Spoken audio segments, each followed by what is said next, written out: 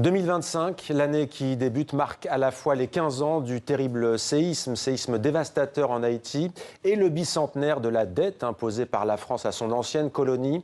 L'année de tous les dangers aussi pour Haïti, pays francophone des Caraïbes, en plein chaos où les gangs font régner la terreur. Ils contrôlent la quasi-totalité de la capitale Port-au-Prince. Nous recevons ce soir Leslie Voltaire, président du Conseil de transition de la République d'Haïti. Bonsoir, Monsieur le Président. Soyez le bienvenu sur TV5 Monde. Vous venez tout juste d'être reçu par votre homologue français à l'Élysée, Emmanuel Macron. Comment s'est passé l'échange? Quel message lui avez-vous délivré? Et que vous a-t-il dit? Bonsoir à tous les téléspectateurs de TV5. Et le président a été très cordial. Et nous avons évoqué les problèmes et les difficultés que traverse mon pays sur le point de vue de la sécurité, sur le point de vue de la réforme constitutionnelle, sur la conférence nationale, le référendum sur la Constitution, les élections qui doivent se tenir en novembre prochain. Élection présidentielle? Élection présidentielle, parlementaire et municipale. La date est fixée? La date est fixée pour autour du 15 novembre. D'accord. Mais on doit passer le pouvoir à un gouvernement élu, légitime, le 7 février 2026. Et que vous a dit Emmanuel Macron? Eh bien, il a été très attentif aux problèmes de sécurité. Il a promis de renforcer le blocus pour éviter le trafic de drogue entre la Colombie et Haïti. Un blocus qui se fera avec les forces navales colombiennes sur demande du président Petro. Et il a aussi parlé de renforcer l'aide en sécurité, en éducation, en énergie et en reboisement de l'environnement. Et aussi, sur ma suggestion, d'aider à former un corps civique qui inclurait les enfants soldats, les jeunes qui sont au chômage, pour aller aider au reboisement du pays. Quand vous dites les enfants soldats, ce sont les enfants enrôlés dans les gangs armés, notamment à Port-au-Prince? Ce sont les enfants des rues qui ont été enrôlés et qui sont exploités par les gangs et qui servent de bouclier humain aux gangs.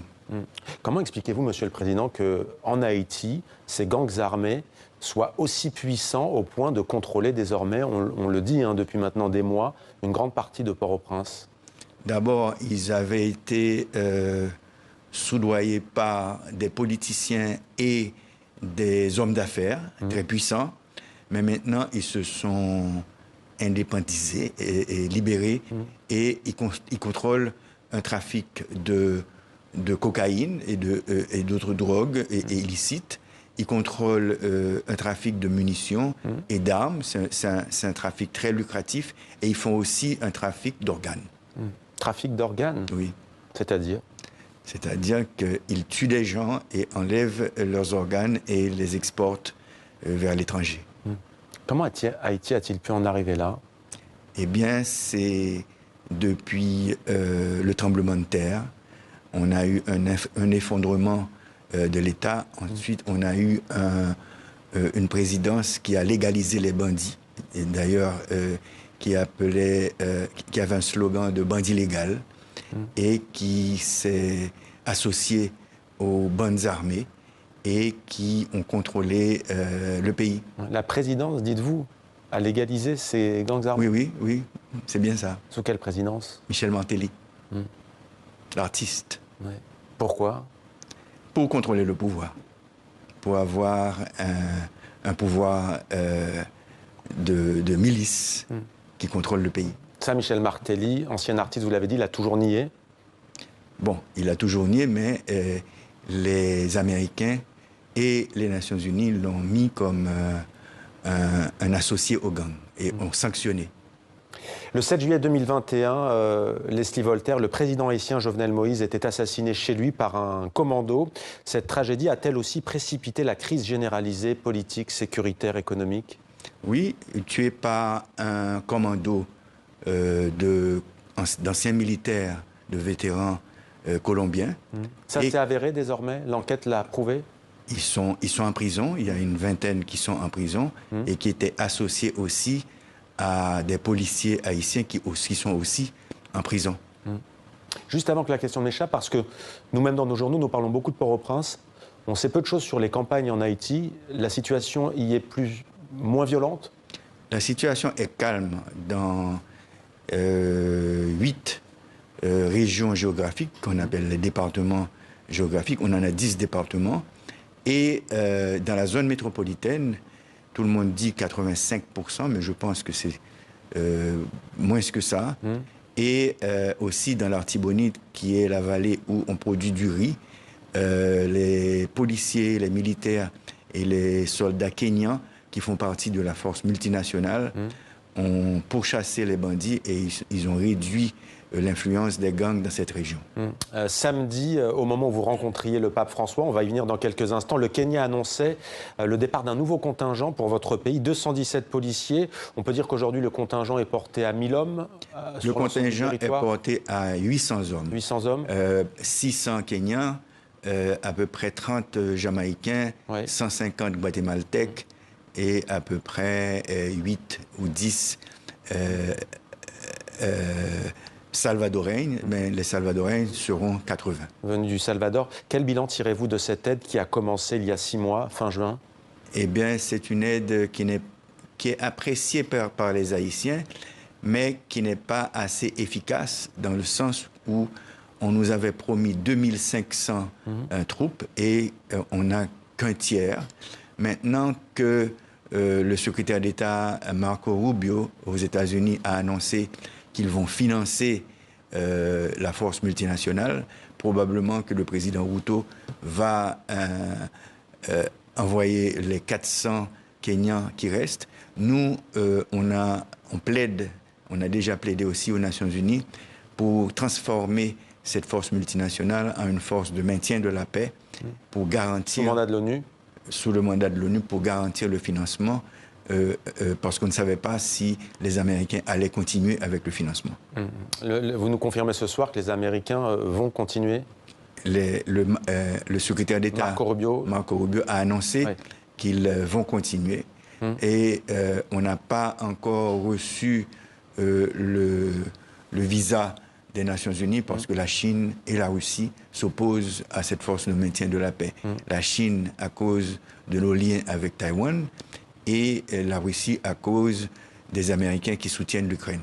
Alors on voit comment la géopolitique internationale peut s'inviter justement et ajouter, si l'on peut dire, à la difficulté de la situation en Haïti, et parler de difficulté est un euphémisme. Vous avez évoqué des responsabilités intérieures, vous avez cité un ancien président tout à l'heure. Est-ce que selon vous, il y a aussi une part de responsabilité d'autres pays? On parle de la France, ancienne puissance coloniale, ou encore des États-Unis? Je pense que... Je le disais, c'est le bicentenaire de la dette qui avait été imposée par la France et qui avait mis à genoux Haïti. D'accord. Je pense qu'aux États-Unis, c'est très facile d'acheter des armes de guerre.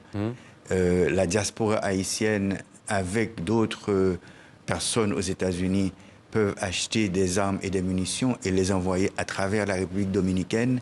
Et comme la frontière est poreuse, ces munitions et ces armes atteignent le territoire haïtien. Et aussi les anciens militaires colombiens, ils font un trafic d'armes et de munitions et de drogue qui vont aussi en Haïti.